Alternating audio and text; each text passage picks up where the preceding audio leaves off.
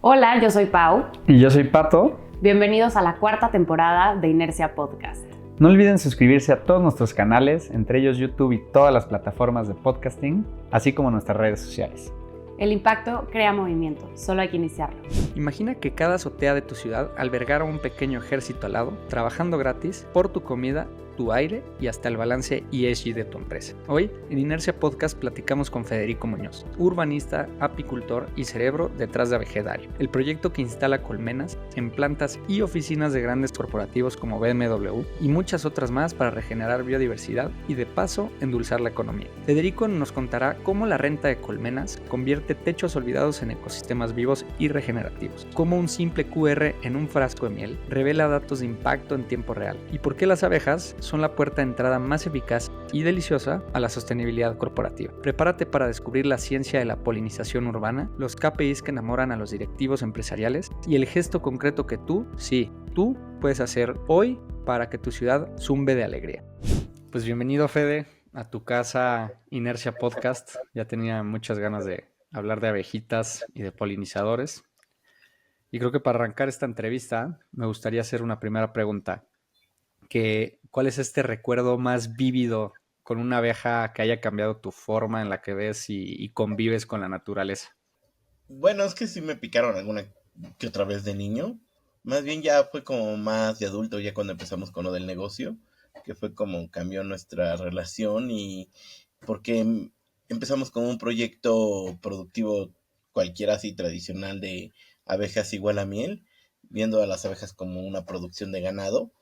Eso ya hace unos 8 años, pero más bien la relación se ha transformado en cómo las vemos ahora de a cómo empezó.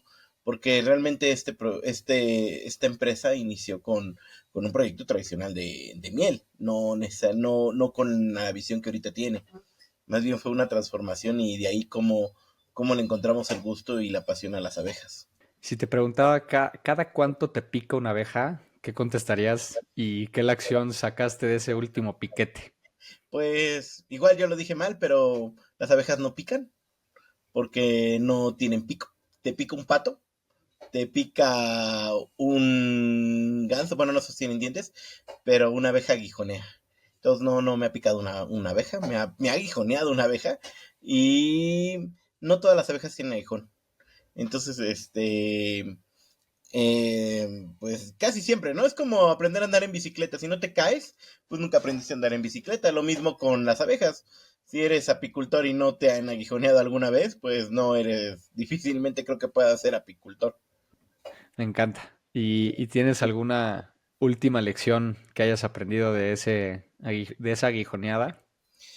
Pues, pues no, más bien es como aprender a convivir. Ya uno como que no se hincha tanto como al inicio, porque yo me acuerdo que muy al principio sí me hinchaba un poco más, pero ahorita ya duele, pero ya no es como ese hinchamiento que me dejaba la cara toda inflamada o el donde me haya aguijoneado en su momento.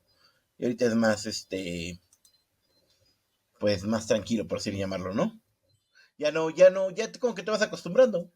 No me meto sin guantes. Eso sí, porque hay muchos que se meten sin guantes. Pero yo sí me meto con guantes, pero ya no es como ese temor ni nada a las abejas. Más bien aprendes como, digo, es como cualquier actividad. Al final del día te puedes caer, te puedes machucar o pero uno va aprendiendo la habilidad y ya no tanto. Me encanta. Ahora, quiero empezar, sobre todo para quienes no conocen la importancia de las abejas a nivel global. Quiero empezar con algunos datos. Y por ahí recuerdo haber leído que este 2025 era un punto de inflexión para hablar de abejas y de la polinización. ¿Por qué crees que este 2025 es ese punto de inflexión? Pues hablar de abejas es más complejo de lo que a veces pensamos porque nada más conocemos, bueno, más que complejo, tiene otros matices que desconocemos, o se desconocen la mayoría. En el mundo hay 20.000 especies de abejas. Nosotros casi conocemos una, ¿no? La de rayitas negras con amarillo. Esa no es nativa de América, esa de hecho llegó con los europeos cuando llegaron las vacas, los caballos y demás, ¿no? Llegó de esas abejas. Pero el tema de las abejas es muy importante, pero cuando hemos escuchado que se están acabando las abejas y demás, sí hay que defender estas abejas, que es la apis mellifera, pero las que realmente necesitan tener más protagonismo son las abejas nativas. Esas son las que no tienen aguijón, muchas de ellas, y porque son las que verdaderamente están en riesgo de sus hábitats, sus ecosistemas, porque si solamente nos enfocamos a hablar del apis mellifera como las abejas, es como decir que rescatamos a las aves solamente atendiendo a los pollos. Hay muchísimos, ¿no? Pero realmente las que están en riesgo son nosotras. Entonces, el tema de que las abejas estén en riesgo en este momento de nuestro ser como humanidad, es porque no solamente las abejas, sino en general los polinizadores juegan un rol muy importante. Eh, Nosotros lo que hacemos, y con parte de nuestro discurso y lo que hemos aprendido a profesionalizar, es que nosotros entendemos que dices, ¿qué tiene que ver las abejas con las metas de climáticas y demás? Pues las plantas requieren agua, luz, tierra, pero el 95% de ellas requiere un polinizador, no solamente abejas, sino mariposas, catarinas, murciélagos, para poder seguir fijándose e incrementándose en el ecosistema. Entonces las abejas aportan esta ecología invisible dentro de todo el sistema para que logremos alcanzar nuestras metas climáticas. Si queremos llegar a las metas de neutralidad y demás, no solamente se trata de reforestar. De hecho, el reforestar ni siquiera es una de las mejores opciones porque muchas veces no sobreviven las plantas o hacemos monocultivos de ciertos tipos de plantas, aunque sean árboles, sino realmente el ecosistema se basa en la biodiversidad. Y las abejas las abejas y otros polinizadores aportan ese pequeño eslabón dentro del sistema que es fundamental para que exista. Y entonces si queremos alcanzar metas climáticas, metas de biodiversidad y todo, requerimos de esto junto con hongos y otras cosas en el medio ambiente para que funcione. Hablabas ahorita de la ecología invisible, ¿no? Y creo que también un factor importante a destacar es la dependencia que tenemos nosotros como especie, porque pues al final, para poder seguir existiendo como especie necesitamos esta biodiversidad, ¿no? Y me estuve metiendo como a qué tan dependientes somos económicamente hablando de las abejas, ¿no? No sé si ahí tengas algún dato. Yo leí algunos que también podría destacar, pero no sé si tú quieras empezar con algunos datos de qué tanto dependemos los seres humanos de las abejas económicamente. Pues no tengo el dato preciso, pero sé que depende de muchísimos millones de dólares que no tengo en el servicio de polinización que nos ofrecen. Pero lo que los tienen un poco más identificados porque les gusta medir todo es en Estados Unidos, ¿no? Y Canadá y Europa un poco más. Pero en general, nosotros en México y en América Latina, pues es un gran reto. Y bueno, ahí viene ligado un tema de otras condiciones que podemos hablar de acceso a medios de investigación, pero en general las abejas sí juegan este rol sobre nuestra economía, muy importante, pero siempre pensamos como en la parte de la económica, pero como en la comida, ¿no? O sea, me queda claro que es muy importante la comida, o sea, casi todo lo que comemos como duraznos, manzanas, papayas, requieren por un polinizador, inclusive muchas especies pasan por un polinizador, pero a veces están en otros mecanismos que no nos damos cuenta y ahí están fundamentales. Por ejemplo, cuando llegamos con Michelin, les platicamos de que les dimos una miel como la que recibiste y les platicamos que esta miel y los neumáticos comparten el mismo polinizador, porque el caucho, que es un árbol, se poliniza con una parte con abejas. Entonces comparten esta historia trazada y que se cruzan. El algodón de nuestra ropa se poliniza, ¿no? El lino, otra serie de elementos que también están dentro de son fundamentales en nuestra vida, pasan por un polinizador, inclusive aunque tengamos la tarima de la madera, o muchos pasaron por un polinizador. Entonces, por eso son como invisibles, porque a veces no los vemos como el elemento grande, pero ahí están y son súper fundamentales para que funcione nuestra economía y además de nuestra alimentación, que es principalmente donde se aborda la causa de la pérdida de los polinizadores, hay otras consecuencias más allá de la pérdida de nuestra comida. Y si bien se dice que 2 de cada 3 alimentos son polinizados, hay alimentos, por ejemplo, que no necesariamente, que se polinizan como por el viento, como el maíz o muchos granos se polinizan por el viento. Entonces, más bien lo que pasaría si de pronto no tuviéramos estos polinizadores, nuestra dieta estaría muy, muy, muy vacía. ¿no? Tal vez no nos moriríamos, pero posiblemente la pasaríamos mal. Me queda muy claro. Creo que sin duda la manera en la que más pude identificar que se aborda el tema de los polinizadores es su relación con la agricultura, ¿no? Entonces creo que ahorita cuando hablas de estos negocios de la madera, del caucho, seguro de algunos tipos de plásticos o elementos que vemos en nuestro día a día que ni siquiera nos imaginamos que pasaron por ese polinizador, pues a veces invisible, como decías al principio.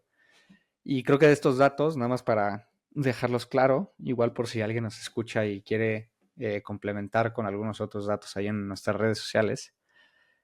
Según la FAO, que es justo esta organización sobre la comida y la agricultura en Estados Unidos, el 35% de la producción mundial de cultivos depende de esta polinización, ¿no? No específicamente de las abejas, pero de la polinización como proceso biológico. El valor económico global, según Bayer, al año es entre 250 y 580 mil millones de dólares, ¿no? Y en México sí encontré un dato, obviamente desactualizado, porque creo que, como dices bien, a los canadienses y a los de Estados Unidos son a quienes pues, más les gusta recabar esta información y creo que en eso pues, nos falta aprender como país. Pero según la UNAM en 2021, el servicio de polinización representó 71.6 mil millones de pesos, que es un valor aproximado al 12.6 de la agricultura nacional, ¿no? Entonces creo que, pues bueno, esto sin considerar otras industrias y otros negocios como el que mencionabas, pero a mí me parecieron datos muy interesantes, ¿no? Y quiero pasar a entender el problema, ¿no? O sea, hoy dónde estamos. Y me gustaría empezar por este enemigo menos obvio de las abejas en las ciudades, ¿no? Sobre todo conociendo tu perspectiva de planeación urbana, que ahorita vamos a entrar a eso, pero quiero hacerte esa primera pregunta. Dentro de nuestras ciudades, ¿cuál crees que sea ese enemigo menos obvio de las abejas que nuestra audiencia debería conocer? Pues bueno, el mayor enemigo siempre somos nosotros como humanos, ¿no? Y nuestros hábitos por querer. Hay un tema que siempre les decimos cuando vienen a visitarnos y nos dicen qué puedo hacer para mejorar o darles a las abejas. Es que es un tema de no domesticar todo que toda la naturaleza. La naturaleza no se domestica. Estamos acostumbrados a querer, por ejemplo, tener un jardín como si fuera un campo de golf inglés, pastito cortado y como para, pero y eso lo vemos como que en automáticamente lo asociamos con orden y demás, pero eso en automáticamente es un gran costo ambiental lo que tener para empezar el pasto no aporta mucho al medio ambiente, además del agua y todo lo que requiere, pero el tener cortamos todo. Entonces, por ejemplo, ahorita que es época de lluvias, que nacen plantas y flores silvestres, que le llamamos mala hierba, realmente son las que más aportan a la biodiversidad y al ecosistema. Nosotros hay que dejar esas hierbas y cambiar un poco nuestra percepción de que no son malas hierbas, no es que esté descuidado, sino simplemente entender cómo funciona el hábitat. Y no solamente para las abejas, a veces sirve como madriguera para algún tlacuache, hay búhos que hacen sus nidos en las partes de abajo, entonces realmente, de los árboles, entonces realmente son refugios, son hábitats, y tenemos que aprender a convivir, pero nos cuesta mucho como mexicanos, y se nota un poco más, en cómo queremos nuestra relación con el paisaje y con nuestras áreas y jardines. Y bueno, eso es en la parte urbana. En la parte del campo es donde mayormente tienen riesgo, porque es donde se ocupan mayormente agroquímicos para el campo, para la siembra y demás, y es donde mayor mortalidad de abejas hay. De hecho, por ahí hay un estudio que la miel que cosechaban en París era más limpia que la del campo, porque no, como tú en tu casa no le pones neonicotinoides a tu planta. Bueno, eso queremos, a veces sí, pero, eh, pero es menos común que en el campo, que aparte es extremadamente masivo. Entonces resultaba que la miel, porque la puedes sacar su trazabilidad de contaminantes y más, resultaba estar más limpia que la del mismo campo, ¿no? Por lo mismo, ¿no? Entonces más bien el tema es que es muy complejo, depende de cada entorno, cómo estamos absorbiendo nuestra relación con la biodiversidad y el medio ambiente. No sé si respondí la pregunta, ¿eh? Sí, me pareció muy clara. Y creo que aquí voy a retomar un tema porque lo desconozco. Hablabas de esas 20.000 especies de abejas y el problema no tanto con esta abeja de aguijón que todos conocemos, sino estas especies de abejas nativas, ¿no? Me imagino que también es un problema que existe a nivel de biodiversidad. ¿Cómo compiten entre sí estas abejas? ¿Y por qué importa la distinción de estas especies para una correcta planeación o para una correcta, pues, ejecución de un plan de biodiversidad más robusto y más a largo plazo? Yo, bueno, cómo lo aprendimos también un poco es, bueno, ¿y cómo sucede? Nosotros cuando empezamos aquí el negocio, empezamos como cualquier negocio, de querer tener colmenas. ¿No? Entonces hicimos esta planeación. Vivo en el campo, ahora ya vivo en el campo, muy cerca de la Ciudad de México, como 1 hora y 20, y de Pachuca como a media hora. Y entonces es un parque estatal, pero eran unos terrenos de la familia.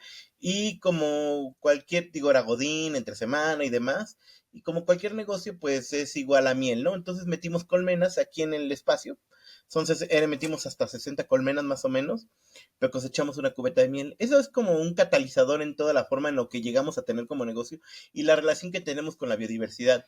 Porque dijimos, bueno, casi te haces tus cuentas de 60 colmenas, tantos litros y ya te haces nadando como rico MacPato en miel. Pero sin embargo, pues no cosechar esto, pues realmente íbamos a recuperar la inversión como en 4 reencarnaciones. Pues es que esto no da, ¿no? Y entonces fue como también algo que nos ayuda mucho es que sí somos bastante críticos en la forma en cómo actuamos y pensamos y cuál es nuestro rol e impacto. Y entonces, parte de todo esto y como resultado de lo mismo es entender que aunque hablamos del apicultor como nuestra profesión, el apicultor es el mayor enemigo de las abejas. Las mismas prácticas apícolas no promueven esta parte. Y aquí viene por qué las 60 colmenas y qué es lo que estamos haciendo. Nosotros llegamos e introducimos 60 colmenas. Aunque las abejas las consideran como un ganado, pero yo si tengo una vaca, un caballo, lo voy a meter al establo. Mientras le dé agua y comida va a crecer. Pero las abejas dependen totalmente del ecosistema y del medio ambiente. Para empezar, por eso nosotros no vemos a las abejas como un ganado. Y entonces las abejas nos dan un indicador de cómo está el medio ambiente. Si no hay flores, no hay miel. La colmena se vuelve más pequeña. Entonces lo que nosotros hicimos fue entender que estábamos saturando un ecosistema de abejas, ¿no? Y de abejas que luego entendimos que no eran las invitadas a la fiesta, que llegaron, pero el tener 60 colmenas estaban compitiendo por el mismo alimento con catarinas, mariposas y otros polinizadores nativos en el mismo entorno, porque es limitada la cantidad de alimentos en el medio ambiente. Entonces nosotros estábamos saturando un ecosistema, estamos desplazando, inclusive podemos desplazar fauna, y al darnos cuenta de esto y reflexionar, entonces lo que hicimos fue desabejarnos, ¿no? No quitamos las abejas totalmente, pero sí bajar nuestro nivel de abejas y tenemos ya muy pocas aquí. Y lo que hicimos fue abrir apiarios en otros lados con amigos y demás, en otros espacios para no saturar este ecosistema. Esta relación con la biodiversidad nos ayudó también a entender y ir reflexionando sobre el rol que estamos jugando nosotros como apicultores y como personas en el medio ambiente. Por ejemplo, nosotros llegamos aquí a vivir, pero cuando al principio me acuerdo que llegábamos, que cuando empecé a vivir aquí, había una araña y la aplastaba, ¿no? Sacas la chancla y la aplastas. Pero ahora, pues ya hasta la saco, no la toco con la mano, pero sí la saco con un vaso. O inclusive tengo mis arañas en la cocina porque son las que se comen a las moscas. Entonces, entendemos esta parte de la relación y te vuelves un poco más sensible.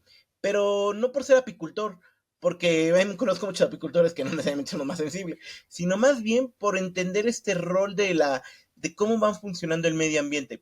También creemos que uno es como biólogo de closet, entonces hemos encontrado como este gusto por la naturaleza, por entender cómo son estas relaciones simbióticas entre las especies y demás, de cómo funciona, porque ya cuando lo entiendes es de pronto como, a ver, como una experiencia religiosa. Ah, claro, vas entendiendo por qué funciona el medio ambiente con esas condiciones, qué favorece y qué no favorece esto, ¿no? Y que muchas veces cuando hay una plaga o hay otras cosas, es porque algo no se lo está comiendo. Entonces hay un hueco en el medio ambiente que uno está provocando. Por ejemplo, los mayores depredadores del medio ambiente, de los ecosistemas, son los perros y los gatos. pero de pronto hablar vamos a dormir a los perros y los gatos callejeros se vuelve hasta un tabú y mala fe. Pero realmente si lo evaluamos son los que están acabando con la biodiversidad de muchas especies. Entonces es de pronto poner en el tablero, decir qué es lo que estamos haciendo y qué estamos dispuestos a hacer por preservar la naturaleza. Y esos perros y gatos, si bien no tienen la culpa, ellos me queda claro, pero sí la consecuencia de que los abandonan y muchas cosas va a consecuencia de eso. Y los refugios están saturados. Entonces, ¿cómo podemos ir solucionando esto, no? Es muy complejo las relaciones, por eso no se pueden dar soluciones tan simples a estos, porque viene relacionado a muchas cadenas, pero sí entendemos y jugamos mucho esta parte de cuál es mi rol y realmente ser crítico de uno que está aportando. Yo también tengo mi gato, pero ya no los dejamos salir, ya los metemos a la casa, o sea, ya están dentro de la casa, o cómo mantenemos el control sobre ciertas condiciones. Y lo mismo hicimos con las abejas, ¿no? Ya desabejarnos aquí en este espacio para que haya mayor convivencia con otros polinizadores. Parte también de lo mismo es que nosotros somos guardianes, aunque somos guardianes de 60 hectáreas del parque, de una pegadito al parque estatal. Esas 60 hectáreas nosotros hicimos toda la gestión con la familia para poder tener los comodatos y demás, y también cambiar los paradigmas porque sembraban cebada, pero de pronto es como si ven el campo improductivo, de pronto nos llegan las personas preguntando, oye, lo das en renta y demás, y les cuesta mucho trabajo entender que el campo así, sin cortarle la hierba ni nada, tiene su alto valor de medio ambiente, y nosotros estamos dejando que esas 60 hectáreas solitas se empiecen a restaurar porque lo que más nos favorece como capital, inclusive económico al final del día, son las flores y todo, y entonces partimos de esa idea y nada más es como cambiar ciertos paradigmas. De hecho, mucha parte del negocio y de lo cómo actuamos y trabajamos, parte de cómo cambiamos esos paradigmas de los que actualmente tenemos y que trabajamos como personas. Y voy a retomar esa pregunta. Creo que me pareció muy buena esta respuesta como introducción, sobre todo para entender nuestra relación con la biodiversidad. Y específicamente sigo con la curiosidad de las especies de abejas, ¿no? O sea, ahorita hablabas de la relación con otros polinizadores como las catarinas y demás, que me imagino que es muy similar a lo que pasa entre estas abejas mielíferas y las meliponinas o las nativas. No sé si nos quieras contar ahí cómo funciona esa relación entre estas diferentes polinizadoras. La apis melífera llegó a la fiesta y ya se quedó, ¿no? Nos cayó bien a todos y ya se quedó, ¿no? Porque además es la que más produce miel. Entonces la que está siempre en el Billboard hasta arriba, pero realmente, pues es una especie que llegó de otro masa continental, pero, pues por ejemplo, una colmena así en buenas condiciones climáticas, unos 50, hay lugares hasta donde 70 litros al año de miel da. Pero las otras, las nativas, producen, si bien nos va, medio litro, ¿no? Así como, bueno, es una buena cosecha, medio litro, un litro, no dan más. Y además como, pues sí, entonces esta relación como que, evidentemente como las otras son más productivas y son las que conocían, porque es que, híjole, luego viene, las historias se entrelazan con historias de colonización, de cómo vemos las cosas. O sea, al final del día esta abeja pues es dominada por el grupo mayoritariamente que domina la escena, que eran los europeos en ese momento, pues la que terminó dominando la escena global, ¿no? Y luego los americanos la adoptaron, bueno, los estadounidenses, y evidentemente pues es la abeja, ¿no? Aunque ellos también tienen más especies de abejas nativas más que nosotros en México, sus proyectos que, por ejemplo, como el que nosotros hacemos de instalar abejas en las empresas, siempre lo hacen con apis mellifera. Pero yo me he puesto a pensar que parece que para ellos todo lo que es nativo hay que meterlo en así lejano, porque hasta es complejo cómo nos relacionamos. Mira, y por eso la diversidad de abejas que nosotros tenemos es muy amplia, la desconocemos, la verdad es que me gustaría conocer más, inclusive meterme como un atlas y conocer qué abejas tenemos en esta zona. Nos apoyamos mucho en investigaciones, pero hay diferentes especies. Aunque conocemos está la apis mellifera, hay otras que son los meliponinos, y junto con las trigonas y otras, que son abejas nativas sin aguijón, pero viven en colonia, y la gran mayoría de ellas, no tengo el dato, pero son que alrededor del 90%, más del 90% de ellas, viven y son solitarias, ¿no? Entonces, nada más, porque pensamos nada más en las que tienen colonia, que son las que producen miel, tal vez las otras producen alguna que otra gotita, pero las solitarias salen, echan romance, se regresan a su colmena, comen, tienen a su cría, cada quien en su departamento, pero así viven la mayor parte de las abejas. Las desconocemos, pero de hecho por eso tienen un rol tan importante en la polinización. Y bueno, de aquí viene un poco ligado como al tema anterior del valor económico, porque siempre pensamos en el servicio de polinización, lo que aporta la Apis mellifera. Sin embargo, imagínate, antes no había Apis mellifera, pero en México o en el continente había calabaza, jitomate, cacao, vainilla. ¿Cómo se poliniza? Entonces, muchas de ellas es porque muchas plantas tienen su polinizador clave.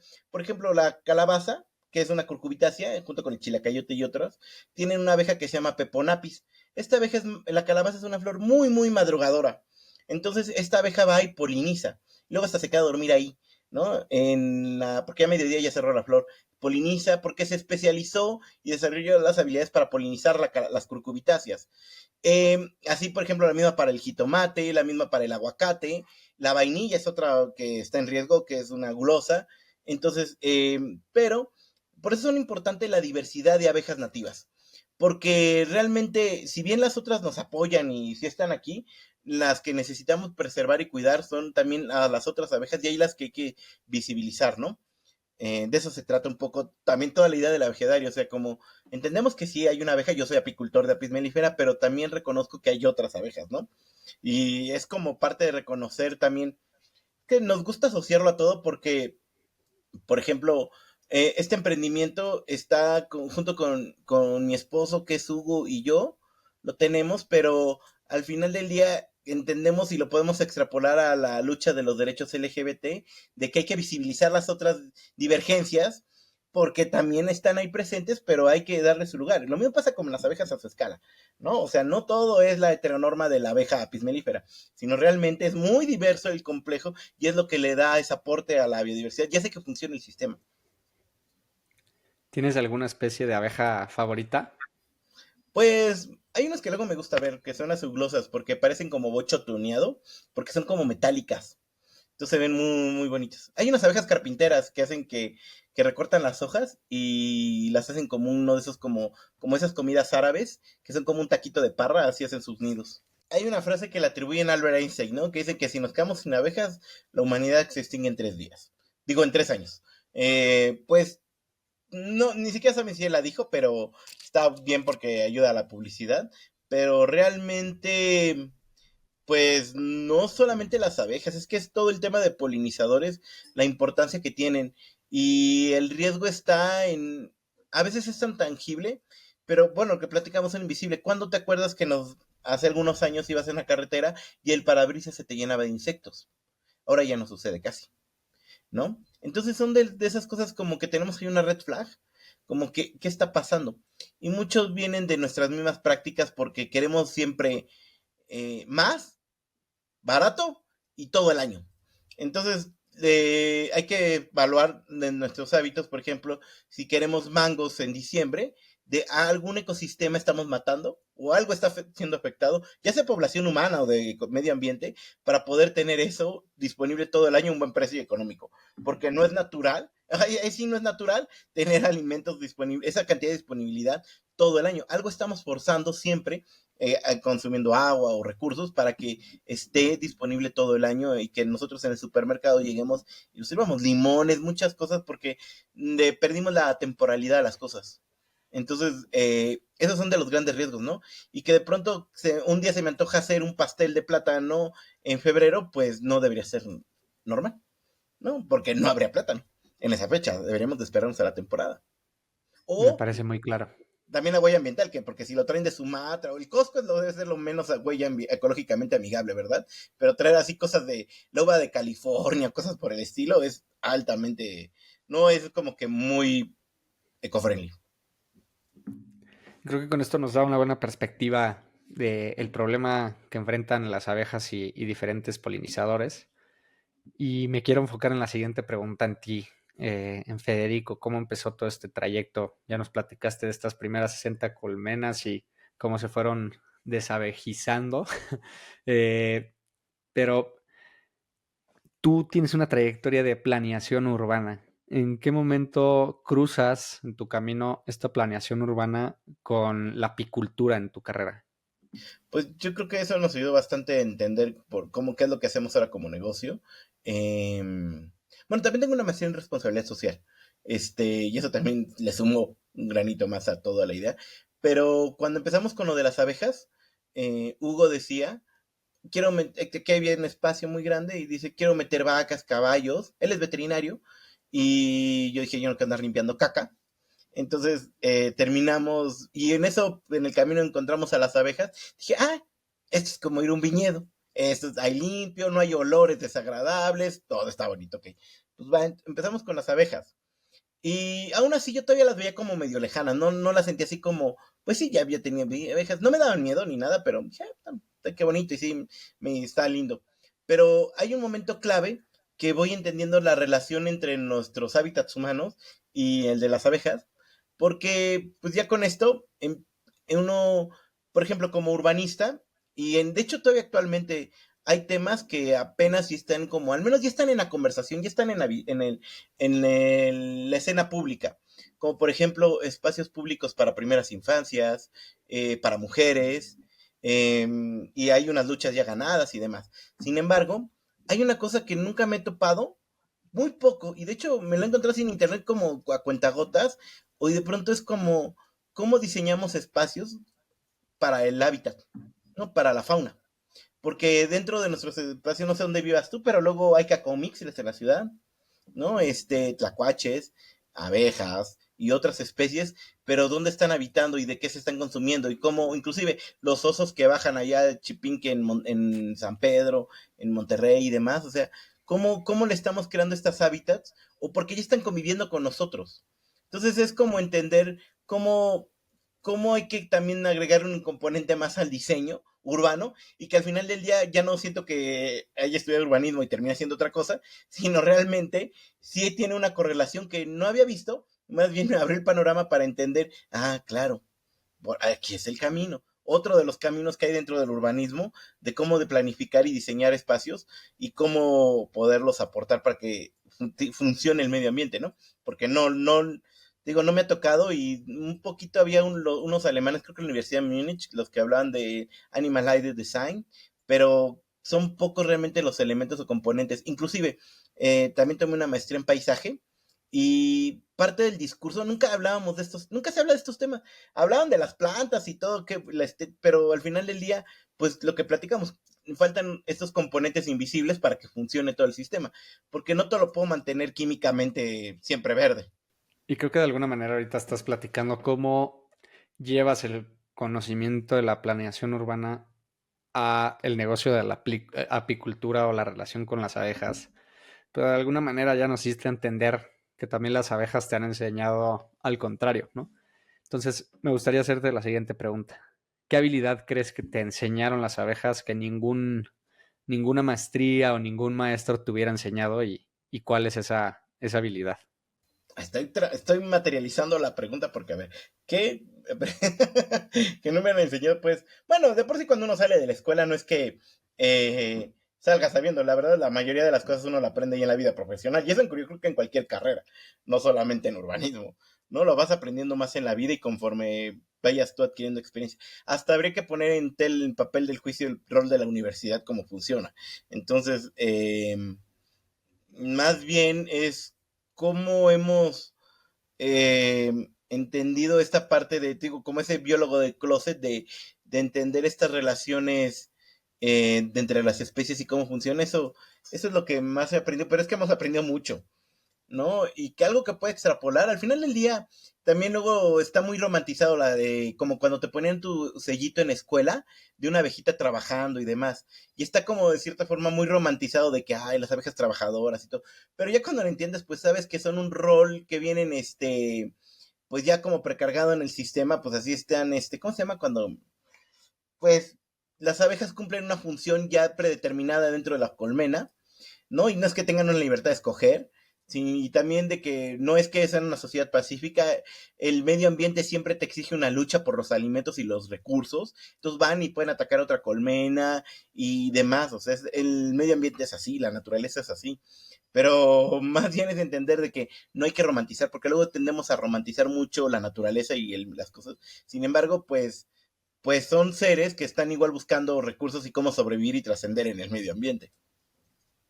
Y ahora sí me gustaría pasar al siguiente rubro, que es abejedario, ¿no? Me gustaría entender porque sé que así lo comunican y así han visto su modelo de negocio, esta diferencia entre el leasing o la renta de colmenas versus o en contra de este modelo de apicultura tradicional. ¿Nos puedes explicar a qué se refieren? Sí, nosotros igual, la apicultura tradicional, pues es lo que platicamos, puede ser tú muy invasivo con ella, ¿no? Porque lo que buscas siempre es un beneficio económico. Digo, también nosotros queremos comer, nos gusta comprar cosas, pero tiende a nada más ver un solo camino, como una sola línea recta. Y el otro es como, pues, un garabato. La apicultura en México, al menos, tiende a ser bastante cerrada. Y siempre luego les ponemos así como les platicamos que les ponemos de ejemplo de que si fuéramos una persona, ¿cómo nos veríamos? ¿No? O sea, la apicultura, o sea, si tú vas al Sambors, ¿cómo ves el Sambors, no? Pues ves algo así como a un viejito ya queriéndose morir, ¿no? Eso es súper, si yo viera el Sambors y lo vea como un ser humano. Si yo veo a la práctica de la apicultura como un ser humano, ¿cómo sería? Un señor ya grande, con viejas prácticas arraigadas, medio poco flexible con las diversidades y muchas cosas. Entonces, el mismo ejercicio hacemos nosotros como avejedario de cómo queremos que se vea el avejedario, ¿no? O sea, que como si fuera una persona, ¿qué sería, no? Y para también ir cambiando esos dolores que padece y cómo irlos mejorando. Porque este tema de la renta de colmenas, hemos tenido la suerte que somos los únicos que lo hacemos en México. En Estados Unidos, Canadá y Europa ya hay años haciendo esto, ¿no? Es común que hasta hay, por ejemplo, un documental en Netflix que se llama Con los pies en la tierra con Zac Efron, donde en el Hilton, en el piso 11 hay unas abejas, ¿no? Ahí va y todo. Y hay otros, tanto es muy común el tema de las abejas y todo. Pero nosotros como América Latina, nuestra relación siempre ha sido muy compleja hacia ellas y cómo lo entendemos, ¿no? Y también que nos gusta vivir más restringidos sobre unas cosas. Entonces lo que hicimos fue adaptar y entender este rol entre urbanismo, responsabilidad social y todo, y instalamos abejas con o sin aguijón, depende del ecosistema y el medio ambiente, ¿no? Eso sí hacemos, instalamos de la diversidad de abejas. Es un tema más de restaurar el hábitat. No buscamos ni la miel es una dulce consecuencia de la operación, porque hay miel, pero realmente buscamos cómo sumar y restaurar el hábitat. Y esta lógica, dentro del mismo sector de la apicultura, de pronto no pasa, ¿no? Cuando hemos ido a algún congreso y todo, hemos visto que, pues siempre los temas que se abordan son, pues, la producción de miel, ¿no? El principal, ¿no? La producción de miel, aunque hay más cosas, ¿no? Como cera y propóleos. O en muy poquito medida la polinización, porque de hecho es un servicio que se renta para ir a polinizar los cultivos, que también puede ser una práctica bastante invasiva. Y entonces de pronto no hay faltan temas, por ejemplo, que nosotros nos gustaría que se abordaran como el trato ético y sostenible hacia las abejas, porque no lo hacemos como apicultores, esta parte de otros enfoques de negocio. Y estuvimos trabajando, por ejemplo, los años pasados con la GIZ, que es la Agencia de Cooperación Técnica Alemana, en Puebla y Oaxaca, con varios apicultores. Y entonces ellos están con las escuelas de campo y siempre es el mismo dolor que adolece y se me hace que adolece desde hace 100 años.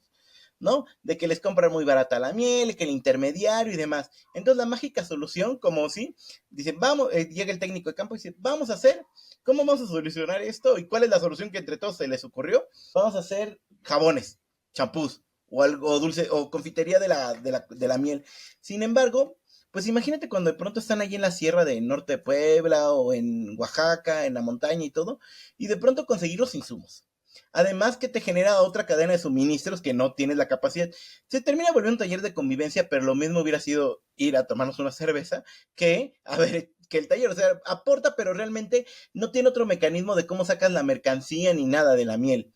Y entonces pues terminas cayendo en el mismo modelo de siempre, de volver a hacer o vendérsela al intermediario, ¿no? Porque es una lógica que pues es muy compleja y nosotros de pronto, de por sí esta forma de ver un poco y ser es como, pues sí ser críticos con lo que estamos haciendo y alguna vez tal vez intentamos hacer velas, pues decir, no, esto no es lo mío.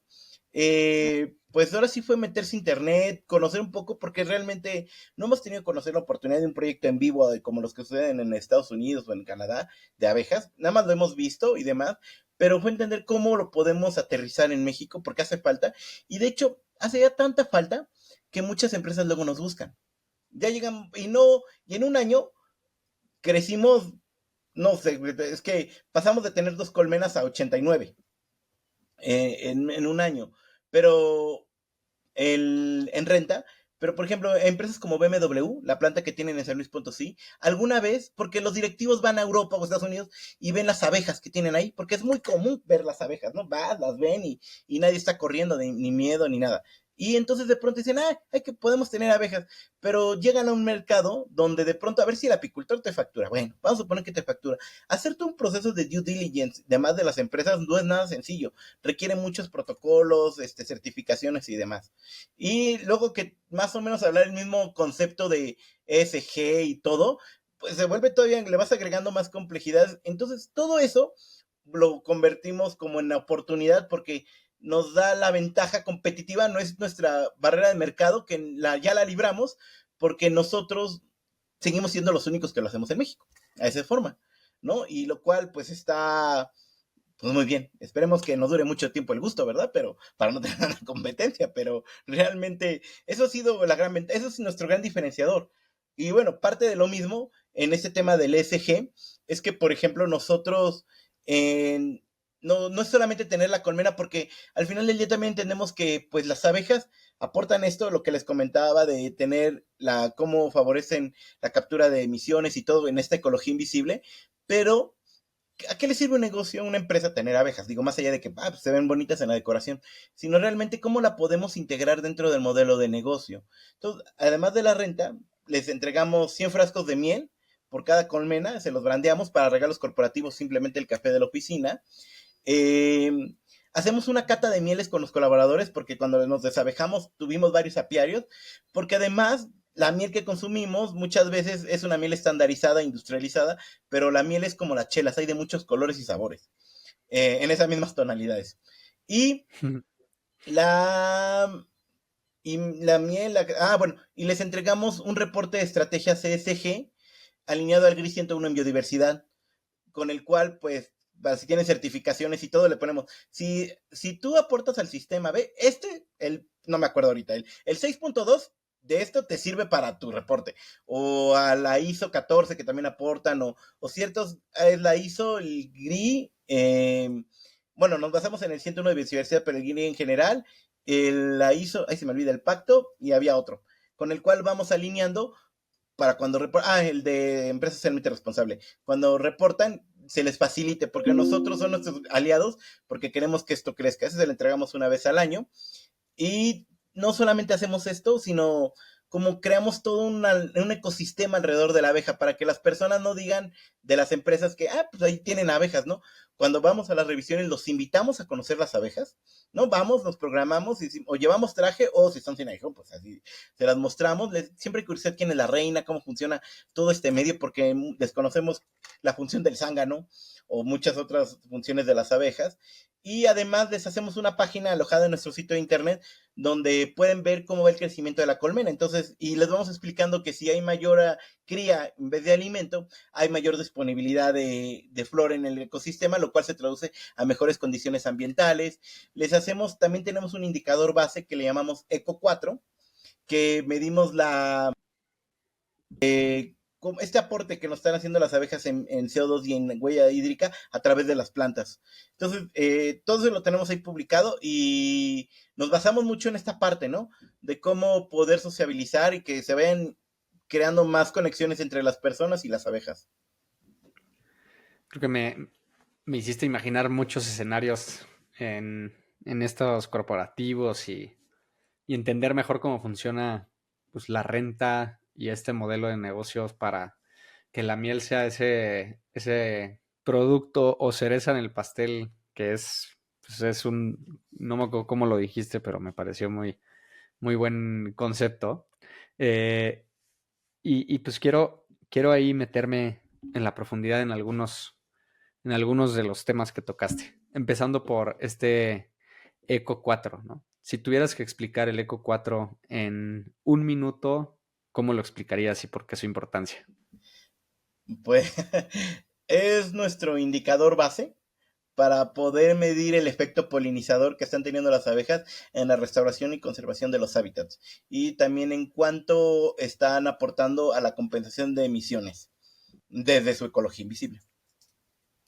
Buenísimo. Y creo que todos los temas que también me parece muy relevante, sobre todo yo que ya me tocó consumir de sus botecitos, que además me parece que tienen un diseño espectacular, eh, es el tema de la trazabilidad, ¿no? Que dentro de ESG, pues sabemos que es uno de los temas más relevantes, sobre todo para generar esta confianza en consumidores, en clientes, en estas empresas, en reguladores, etcétera. Y por ahí vi un post que compartieron y tú también compartiste sobre el QR y este Open Food Facts. No sé si quieres contarnos más de cómo funciona esa trazabilidad. Sí, nosotros estamos en la tarea constante de actualizarnos. Entonces, por ejemplo, cada miel tiene un QR. ¿Y qué hay detrás de ese QR? Hay una serie de información que le llamamos diligencia. Somos diligentes con este concepto. Entonces nos damos a la tarea de identificar como cuánto está consumiendo en emisiones.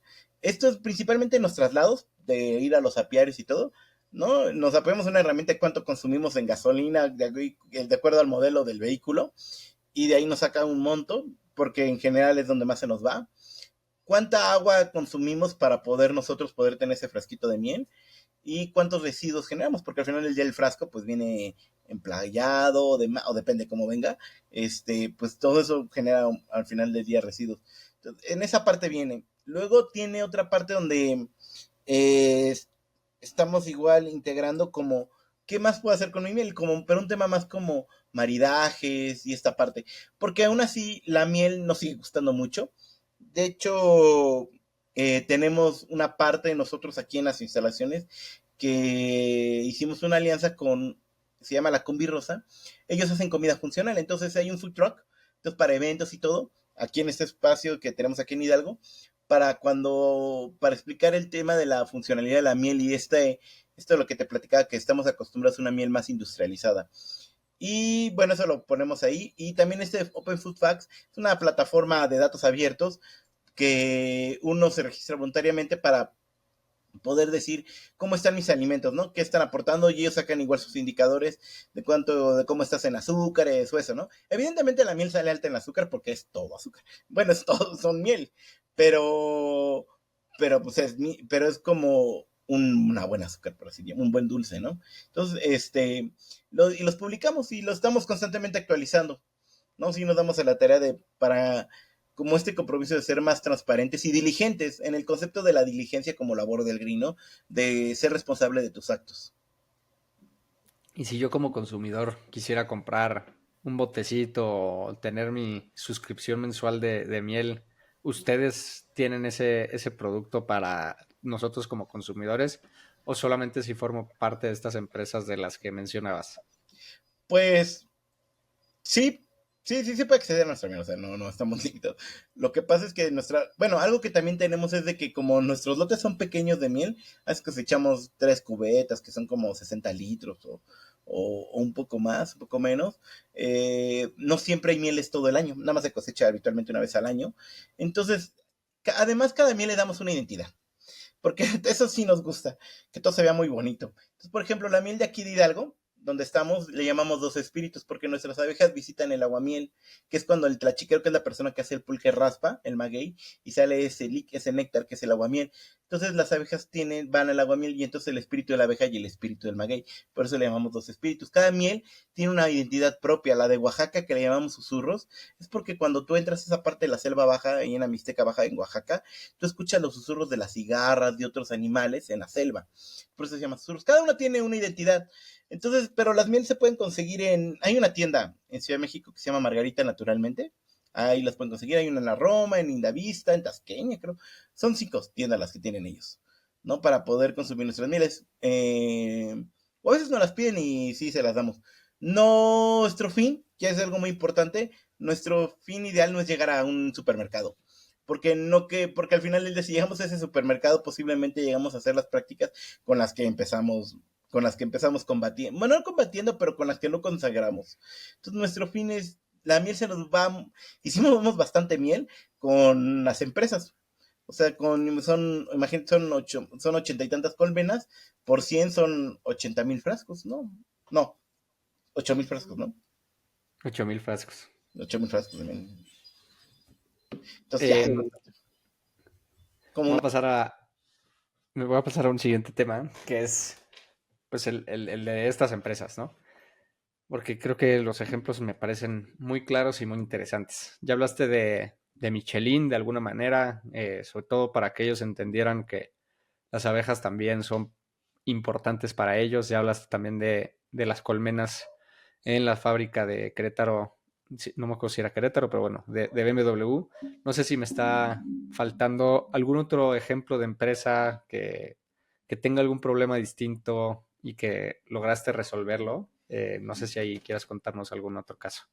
Pues, bueno, como salimos en Shark Tank el año pasado, uno de nuestros Sharks se llama Mauri, y con varias de las empresas en el grupo, da igual pusimos abejas, ¿no? Bueno, y en el estadio vamos a poner abejas. Entonces, además está padre porque nos va a dar mucha visibilidad porque es estadio mundialista. Entonces, y, pero siempre hay un vínculo. Por ejemplo, ellos que son dueños de Grupo OmniLife, más de 15 ingredientes de origen natural, como la papaya y demás, tuvieron que pasar por una abeja como parte de su materia prima. Y cuando les platicábamos ahí a los colaboradores, les decíamos, es que si nos quedamos sin abejas, todos de aquí nos quedamos sin changarro. Entonces, por eso es importante cuidarlas, ¿no? Ellos han sido un gran aliado y les tenemos mucho cariño. Pero también tenemos otras empresas que, por ejemplo, ya sé cuál, Ecolimpio, Grupo Ecolimpio. Ellos, ellos se dedican a la disposición final de residuos de una forma sostenible. Entonces, ellos lo que hacen es recolectan los residuos de la industria y los disponen finalmente en algunos lugares, ¿no? Bajo las normas y todo. Pero al final del día, la forma en que lo hacen es un tema también como de restaurar el hábitat. Los residuos tienen que procesarse y tratarse de una forma más sostenible para que no contamine el medio ambiente y no parezca como allá en Texcoco, o ¿cómo se llama? Donde está el vertedero, ¿no? O sea, que haya aves y pepenadores y todo, realmente, y termina filtrándose al acuífero y todo, estas cosas. Ellos lo hacen de una forma como tiene que ser, y entonces parte del rol que nosotros hacemos es poner las abejas, porque esos espacios, esos le llaman, ay, no me acuerdo, el confín, que es como el donde echan estos residuos, termina volviéndose como una montaña verde al final, pero parte de todo esto, las abejas juegan un rol muy importante ahí. Entonces ahí van las abejas. No, ese es otro ejemplo de vínculo que hemos logrado igual con ellos. Y así, de pronto cada uno hay que buscarle, pero sí vamos teniendo como esta alianza, ¿no? O este interés.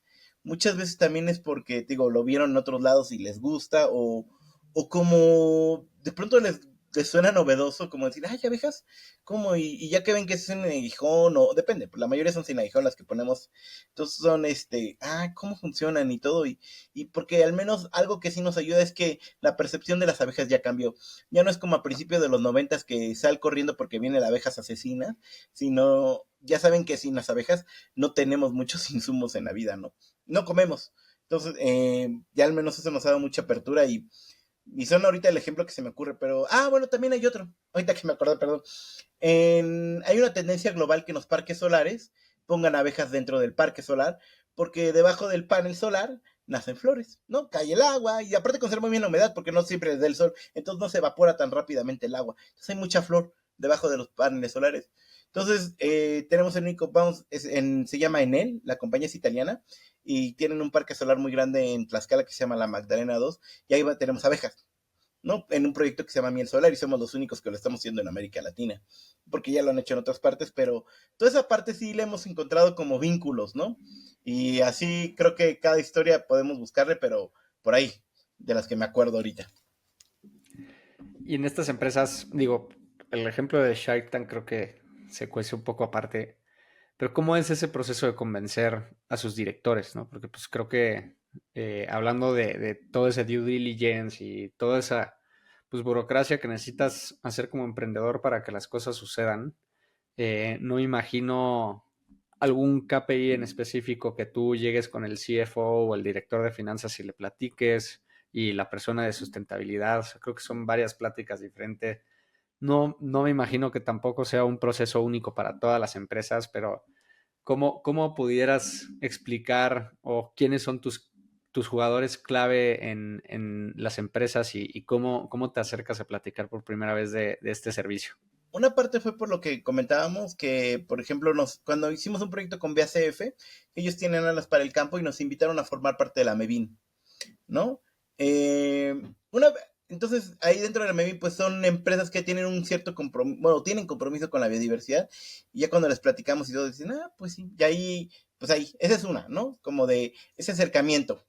Alguna vez intentamos tener más visibilidad en redes sociales, pero ya nos dimos cuenta internamente que dijimos, es que no es nuestro fin, no estamos vendiendo un producto de consumo masivo, entonces nuestro fin no es tanto eso, entonces no, sí publicamos lo que hacemos, pero no es tanto, pero la única red social que sí le sigo queriendo mucho es LinkedIn, ¿no? Entonces, esa porque, por ejemplo, cuando llegamos a muchas empresas, alguna de las empresas fue, eh, les mandaba mensaje al director, no lo buscaba, a ver, ¿quién es el dueño de? Por ejemplo, en Kaiser, ¿quién es el dueño de? Bueno, de Kaiser. Entonces dije, bueno, le voy a mandar un mensajito. Y les ponía, ¿sabías que en tal lado ustedes tienen abejas y no les gustaría así como ustedes ser acá? O por ejemplo de Michelin o BMW. ¿Sabías que en Stuttgart, no me acuerdo dónde tienen la planta? ¿Sabías que hay abejas? Hay 4,000 colaboradoras y cosas así. Y ya, si bien a veces no me respondían ellos directamente, ya me respondía con alguien de sustentabilidad, ¿no? Y así fue que llegamos. Digo, al final del día hemos corrido con mucha suerte porque hace un año pues nada más teníamos una empresa, dos empresas, que era una en la Roma y la otra que es Hiperquimia, pero y hasta ahí. Pero ya fue cuando acabamos nuestro proyecto de la GIZ, que se nos iba a acabar el presupuesto y teníamos que seguir existiendo. Dijimos, bueno, así que ponerse las pilas y pues sí, meternos a LinkedIn y mandarles mensajes así, pero que no se sintiera como cuando te llegan esos mensajes de LinkedIn. Adquiere un curso de no sé qué, oye, has desarrollado tal habilidad, ahí estás tan de flojera ni los lees. Pero siempre les ponemos algo curioso sobre las abejas, porque algo que tienen es que les decimos que nosotros, aunque es un negocio, entramos en la categoría de proyectos como ONG, como algo así como de buena onda. Como de que, porque es algo que estás aportando al medio ambiente, es esto, y aparte no es costoso, porque realmente es muy, muy económico. Digo, para un gran presupuesto que casi es como caja chica para ellos.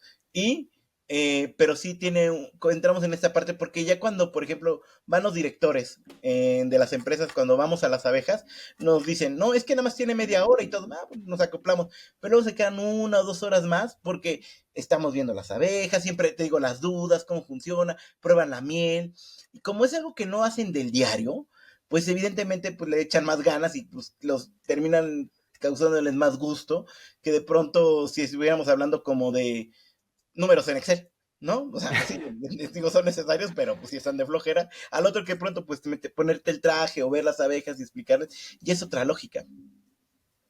Me parece muy espectacular las imágenes que nos haces imaginar, Fede. Quiero ir cerrando la conversación porque la he disfrutado mucho, pero se nos está acabando el tiempo. Y hablabas de esta adaptabilidad, ¿no? Te gusta estar innovando constantemente, usando la tecnología. Ahorita platicábamos de estos QRs, de cómo cuantificabas el impacto más allá de solo la miel que producen, sino pues, estos otros indicadores de residuo, tipo de abeja, tipo de polen, tipo de flor, etcétera, etcétera. ¿Hay alguna tecnología o práctica que te emocione en el futuro próximo de cómo puedes ayudar a seguir creciendo pues esta regeneración de ecosistemas de manera más consciente en todo el modelo de negocio que ustedes ejecutan? Pues yo creo que donde más nos gustaría tener más es como en esa cuantificación del impacto. Sí, nosotros somos amantes del chat GPT. De hecho, pagamos la licencia porque le digo, es como tener un becario, ¿no? O sea, pero además ya es más rápido y entrenado. Entonces siempre me responde y de buena gana. Y entonces, eh, pero sí, yo creo que hay cosas que faltarían mucho y como, por ejemplo, es que invertir en hardware dentro de la colmena es muy costoso. Ya hay otros emprendimientos que lo hacen, pero nos elevaría los costos demasiado. Más bien como metodologías y sistemas es algo así que fuera más accesible y me gustaría como que de este lado, como en el uso de la tecnología, poder involucrar, pero de una forma más democráticamente accesible, ¿no? Porque si, te digo, si bien ya hay otros emprendimientos que le ponen básculas y sensores y todo, pero no vas a pagar 12,000 pesos por una colmena al mes para que nada más veas que está a 35 grados y varía a 36. O sea, realmente pues no aporta mucho porque no es un tema científico, sino es un tema de entre comunidad, entre medio ambiente, entre relaciones laborales, como por ese lado. Si mañana todas las personas que nos escuchan pudieran adoptar un hábito nuevo gracias a esta conversación, ¿cuál te gustaría que fuera?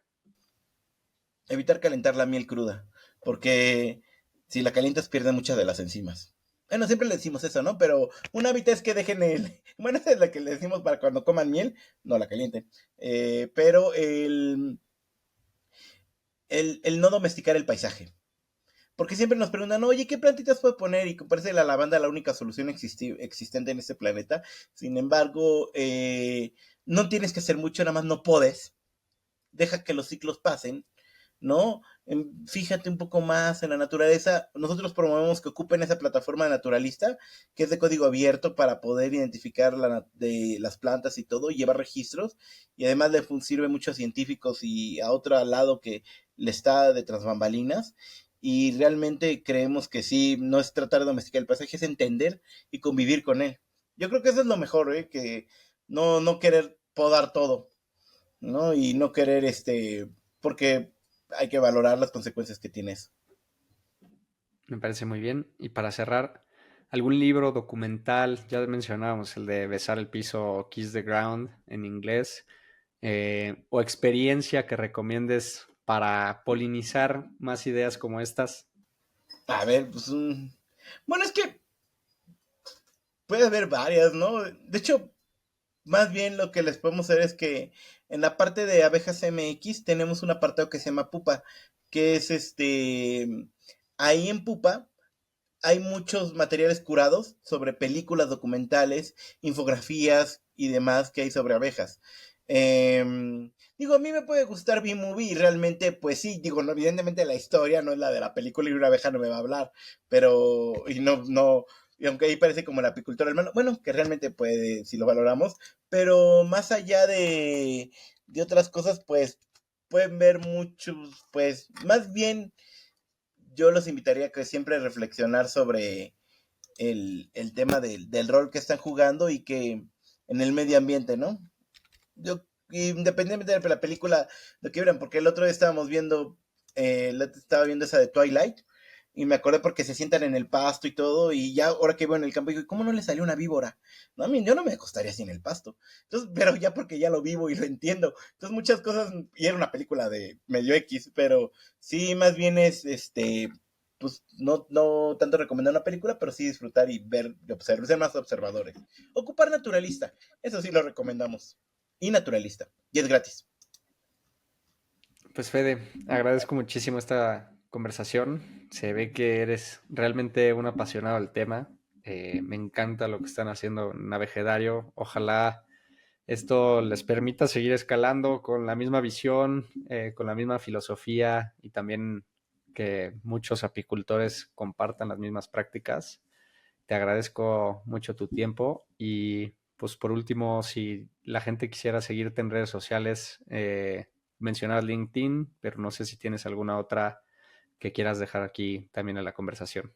El Instagram, también. El Facebook, ahí no es porque se republica del Instagram. Realmente ni nos metemos casi nada más porque nos obligan a tener el Facebook para tener el Instagram, pero en Instagram y en LinkedIn, ¿no? Que es donde más así estamos.